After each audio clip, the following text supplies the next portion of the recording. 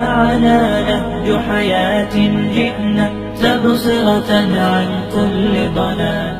زکوٰۃ حج پیسے والوں کے لیے ہے، غریبوں کے لیے نہیں ہے. اور زکوٰۃ پورے سال میں 2 منٹ کا کام ہے، جیب سے نکال کے اور حقدار کو دے دیا، ختم.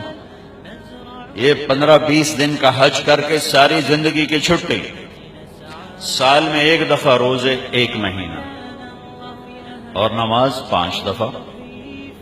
نماز میں معافی کوئی نہیں، باقی ہر چیز میں اللہ تعالیٰ نے گنجائش رکھی ہے. زکوٰۃ آج فرض ہوئی ہے، 1 مہینے بعد دے دو، ایک سال کے اندر جب دے دو. اس سال حج فرض ہو گیا ہے، زندگی میں کسی وقت کر لو. روزے میں بیمار ہو گئے ہو بعد میں رکھ لو. صرف ایک نماز میں اللہ نے کہا کہ یہ چھٹی نہیں ہے، اسے ہر حال میں ادا کرنا ہے، اس کی معافی نہیں. اس کو اللہ نے مضبوطی سے بیان فرمایا، اقیموا الصلاۃ وآتوا الزکاۃ، اقیموا الصلاۃ وآتوا الزکاۃ. 10 دفعہ قرآن میں آیا ہے نماز پڑھو زکوٰۃ دو، نماز پڑھو زکوٰۃ دو. لیکن 5 وقت کا کام ہے نا، 24 گھنٹے کا کام تو نہیں ہے. اہمیت کے لحاظ سے عبادات میں سب سے اعلیٰ درجہ نماز کا ہے، سب سے اعلیٰ درجہ نماز کا ہے، معافی کوئی.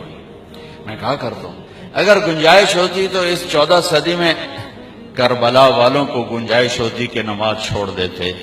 جو دنیا کا سب سے عجیب و غریب واقعہ ہے، ظلم و ستم میں بھی اور مظلومیت میں بھی. ایک طرف مظلوموں پر ظلم کی انتہا ہے اور ایک طرف ظالم کے ظلم کی انتہا ہے. اور ایسا کربناک واقعہ شاید تاریخ میں نہ دہرایا جائے کبھی بھی. نہ اتنے نہ حسین ہو اور نہ اتنے بڑے درجے کا ظلم و ستم دیکھنے کو ملے. وہ تو نواسہ رسول دوبارہ تو نہیں آئیں گے. جہاں نواسہ رسول اپنے بھائی بیٹوں سمیت بھتیجوں سمیت ذبح ہو رہے ہوں، زمین آسمان نے کبھی یہ منظر دیکھا یا دیکھے گی؟ نماز کا وقت آیا، امام عالی مقام نے زہیر ان کے ایک ساتھی تھے، ان سے کہا کہ یہ شمر سے کہو ہمیں نماز پڑھنے تھی، نماز پڑھنے تھی.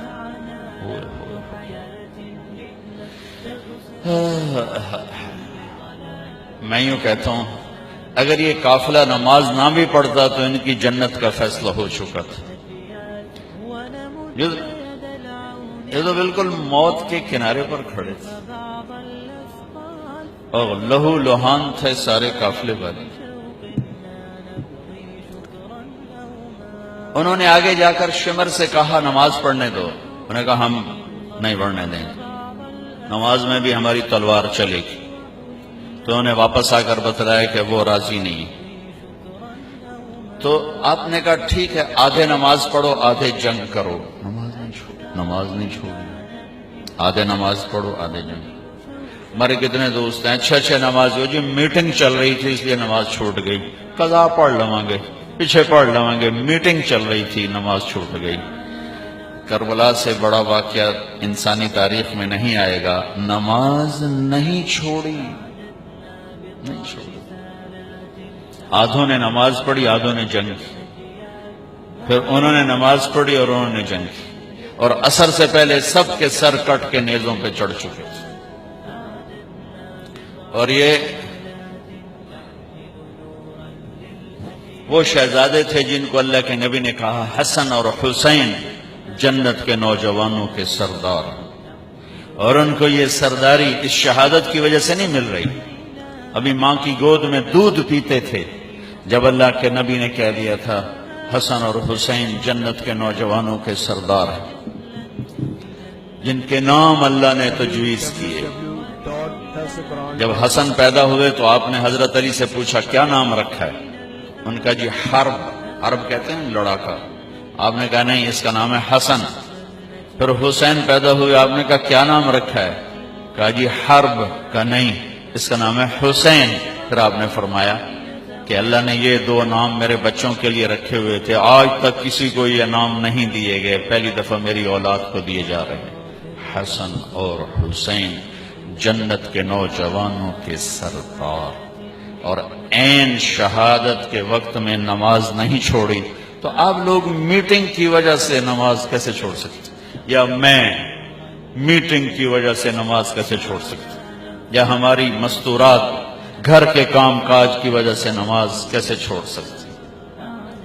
یہ ایک ایسی چیز ہے جس میں اللہ نے کوئی گنجائش نہیں رکھی،